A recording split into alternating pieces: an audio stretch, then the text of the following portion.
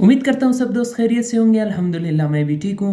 हाजिर हूँ एक नए वीडियो के साथ। आज का हमारा वीडियो है लालच बुरी बला है, ग्रीड इज़ अ कर्स। जी हाँ दोस्तों, लालच बुरी बला है। देखते हैं इसको एक स्टोरी की थ्रू कि कैसे लालच बुरी बला है। एक देहात में एक किसान रहता था बहुत पहले ज़माने। तो उसके पास एक मुर्गी हुआ करती थी। तो वो मुर्गी की खासियत ये थी कि वो डेली एक अंडा प्रोवाइड करती थी और देती थी किसान को डेली एक सोने का अंडा। जी हाँ दोस्तों, वो कोई आम खास अंडा नहीं था, वो एक सोने का अंडा देती थी। तो क्योंकि लालच बुरी बला है, तो सोने का अंडा जब ये मुर्गी देती थी तो कुछ दिनों के बाद किसान अपने आप से कहता है, अगर ये मुर्गी मुझे डेली एक अंडा देती है तो इसमें मुझे अमीर बनने में बहुत ज़्यादा टाइम लग जाएगा। जी हाँ दोस्तों, उसके ज़हन में लालच आ जाता है और वो लालची शख्स बन जाता है।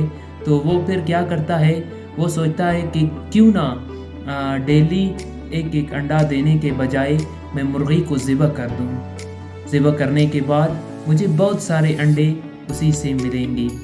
जी हाँ दोस्तों, बट ये उसकी किसान की बेवकूफ़ी होती है, क्योंकि मुर्गी डेली अपने बेस पे वो एक ही अंडा देती थी और सब अंडे उसके पेट में नहीं हो सकती।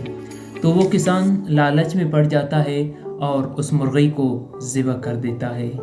जी हाँ दोस्तों, वो उस मुर्गी को जब ज़िबा करता है अमीर बनने के लिए, तो फिर वो मुर्गी के साथ सिर्फ मुर्गी को ही नहीं खोता, बट वो सोने के अंडे भी जो कि डेली मुर्गी उसको देती थी वो भी खो बैठता है।